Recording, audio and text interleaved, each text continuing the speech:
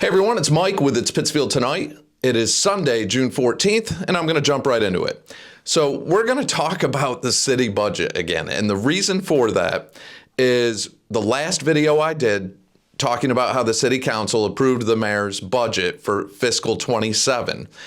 I can't tell you how many messages I received from people shocked at the amount of the budget.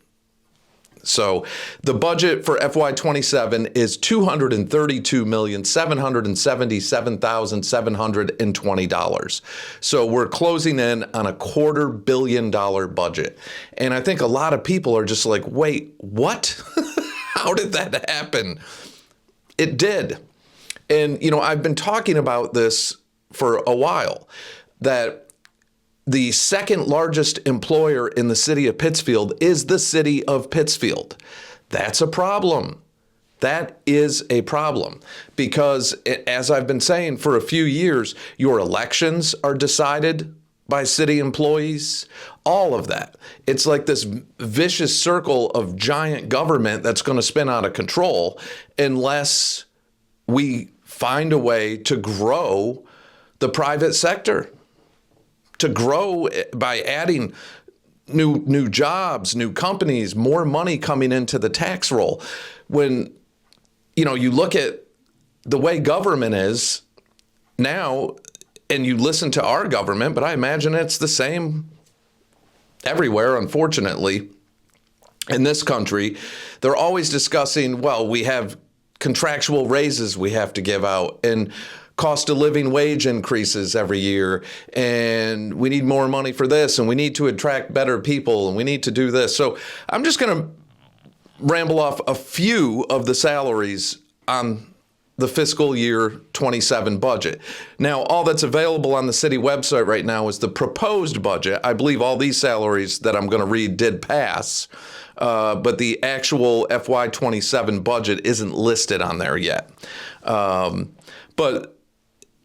So the mayor, okay, the mayor makes $126,580 a year. Human resource director, $123,834 a year. Now, the thing that is shocking about HR is we have been continually dumping a ton of money into the human resources. And just to give you an example, in 2023, the HR director's salary was $97,194. So in 4 years, the human resource director got a $30,000 raise, or close to it, 27,000, something like that. The airport manager, $85,624 a year. In 2023, that position paid $63,047. So there's another one in 4 years, a $20,000 raise, 21 or 22,000. The Board of Health director for fiscal 27, $105,122 a year. In 23, $85,251. So there's another one in 4 years, a $20,000 raise. The chief diversity officer, $106,772 a year. Now that department uses about $207,000, but the chief diversity officer for DEI makes $106,772 a year. In 2023, that position paid $89,525 a year. So again, there's another $15,000, $16,000 raise there. The city clerk, $108,471 a year. In 23, the city clerk made $81,511 a year. So there's another one where that position is in 4 years almost $30,000, a $30,000 raise. If we keep growing government like this without growing the private sector, because the other big perk is if you work for the city, it's not just these salaries. You have access to benefits. You have a pension and health insurance, and pensions and benefits like that don't exist anymore in the private sector. It's so rare to be able to find that. And I think that's why people get upset. Joke's on us. I mean, I wish I went to work for the government I mean, that's a win-win. You get great salaries. You stay for 30 years. You're going to get 80% of your pay as a pension, and you're going to get your health insurance, and it's all contractual. The unions will fight for you, and you're good to go. But the problem is when government becomes the first or second largest employer, that is a massive problem. And again, I can't stress this enough. It is a huge influence on our local elections. You have city employees basically voting for their jobs. You have local unions voting for their jobs, voting for their pay, voting for all that. That's what they're voting for. And they have heavy influence when it comes to cost of living wage increases and negotiating city insurance contracts. Those become hot button topics sometimes during these elections, because without the city employees' votes, you're going to lose the election. And again, you can't tax your way out of debt, and you can't just have government take over everything. It's an issue, and I've been stressing for so long, people need to get involved. You have to ask yourself, how much do you give back to the city? How much do you get involved? Do you vote? Because we know the last municipal election, 85% of our registered voters didn't even vote. How much do you give? Do you volunteer 5 hours a year, an hour a year, 20 hours a year? Because you're only going to get out of something what you put into it. If people started showing up at city council meetings, at school committee meetings, at really voicing their opinion by gathering and not being negative and not starting fights and all that, but in a professional way, but voicing their opinion and getting involved and being part of things and doing your research, we could change this community around quickly. That's what it takes, and as you see the budget and the salaries and all these things go up, and you'll hear the mayor say, well, we have to give them. They're contractual. We have contractual things. Well, how do you think that happened? The unions, the this, the that, they push for them.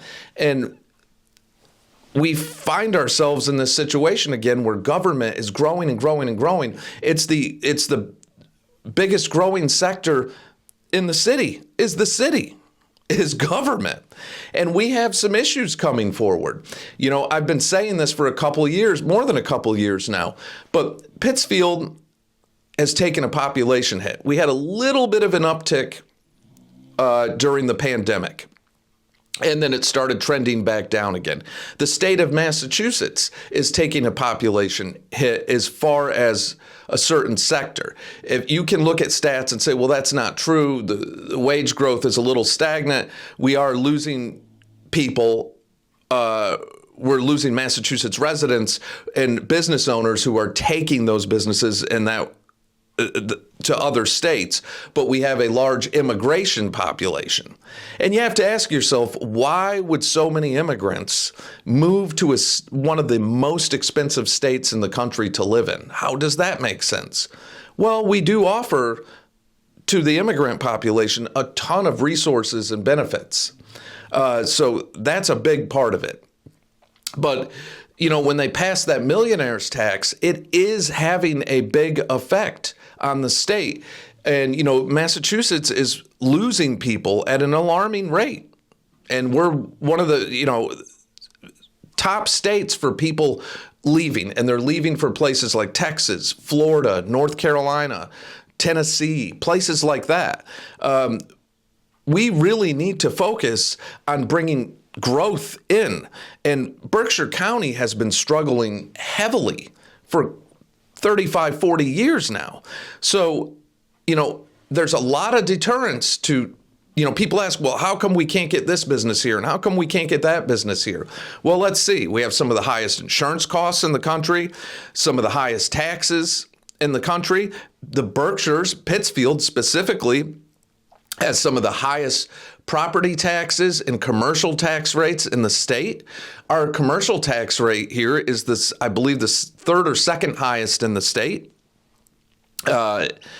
We have some of the highest utility costs And Pittsfield has become an older community with a median age in the mid 40s approaching 50. So when people talk about factories and manufacturing, labor type jobs, I don't see that happening. And again, we're one of the poorer communities in the state. The national average for a single person to afford to live in a one-bedroom apartment on their own and have the other things they need in life, money for transportation, food, and all that stuff, the national average says you need to make close to $66,000 a year. The median household income is around that or less in Pittsfield. We have a high percentage of people living in poverty. There's so many deterrents that I don't see, and you don't have the population to support a lot of these businesses that people want. Pittsfield has found itself in an identity crisis, and it's becoming and gearing itself more towards second home ownerships from people from the New York and Boston area and retirees. And that's how we got here. We've grown government considerably. You're not ever going to see cuts. I like that the city council like to say that because they didn't, like Ward 6 Councilor Dina Lampiazzi, because they haven't taken pay raises as city councilors, that they're effectively taking cuts. And that is one of the craziest things I've ever heard. I can't stress this enough. I talked about it a lot in the last video. A city council position is not about, you shouldn't be getting cost of living increases. You get $8,000 a year for doing that job. It's a give back, civic duty type of job. You give to the community because you want to be a positive influence in the community. And it's one of those things. You're not there for money. You know, it killed me when at-large Counselor Alyssa Costa said, well, technically, based off of the cost of living increases, we should be making $25,000 a year as city councilors. That's what they should be at, not the $8,000 a year they're getting. And city councilors also have access to health insurance. And I don't know if a lot of people realize this, but after 5 terms, 10 years on the city council, you have access to that health insurance for life. I mean, again, growing and growing and growing government. Why should you have that? Why should you have that in a state that offers mass health, that we have state-funded health insurance? But that's how we've grown government here. And I'm not trying to be negative about this. I guess the whole message is don't just complain. You can complain, and the complaining is okay if you're respectful about it. If you get involved, participate, show up, stand out, gather, voice yourselves. Don't just go online and do it. Get involved. Get involved. Show up at meetings. Show up at some of these budget hearings. They're all open to the public, and nobody goes. And when I say nobody, there's a handful. And there's a lot to talk about. I went to the last city council meeting also. There's a lot to talk about there. I'll probably do that in a video either Monday or Tuesday. I have a lot coming up. I'm excited to be doing the For the Love of Pizza, which is the It's Pittsfield Tonight, highlighting some of our great pizzerias in Central Berkshires. I started filming for that already, so that I'm really excited about. And then I'll be moving on to some of our other restaurants after that promotion. It's an election year, so I have some interviews coming up. One is with Mike Fenton, who's running for governor's council for this district. So I'll be doing an interview with him this week, and just a lot of cool stuff coming up also. So it's not all talking about this kind of thing, but politics and budgets and all that, it's boring as it can be at time. It's everything. It's everything that's happening. It all boils down to this when you want to talk about what's happening in the community. So And Ricardo Morales, our Commissioner of Public Services, I'll be doing an interview with Ricardo. I haven't scheduled one with him yet, but I did have a good conversation with him a few days ago. And I want to talk about North Street, West Street, and some other things. Also, I have not heard back from the Chief of Police. I did email him. I will be doing another interview from Park Square with the district attorney and the sheriff. I'm trying to get the chief of police involved in that, like the last one I did with our former chief, Tommy Dolly. That would be great if we could do that. So I hope to hear from him soon, or I'll make a phone call. I hate to just call, hey, everybody. Hey, Chief. It's Mike with It's Pittsfield Tonight. But, if that's what I got to do to try to get in touch with him, I will. So that's it for now. And I'm glad people's eyes opened a little bit about this budget. Pay attention. Get involved. Pay attention, please. That's always been the goal of this, is to get people involved, to get the community standing up, heading out, gathering, working together, talking to your neighbors, supporting your local businesses, showing up at meetings, maybe not everyone, but if you could do a few a year, 2 or 3 a year and go, or when something like this, the budget is being discussed, but get involved and get to know your neighbors and get to understand more. We can all make our community what we want it to if we get involved. If you sit back on the sidelines and let somebody else do it, you just got to deal with the results. It's tough to complain about something you won't get involved in. And I'm not saying everybody doesn't pay incredibly high taxes and everything else, but that's only going to get worse if people don't get involved. And and I'll end it with this: the fear of a Proposition 2.5 override being talked about in Pittsfield next year is a reality. I really think that's going to be something that's going to be discussed. So, people need to pay attention to that. So, all right, that is it for now. Get outside, enjoy the weather. Congratulations to all the graduates from the class of 26 in Pittsfield this year.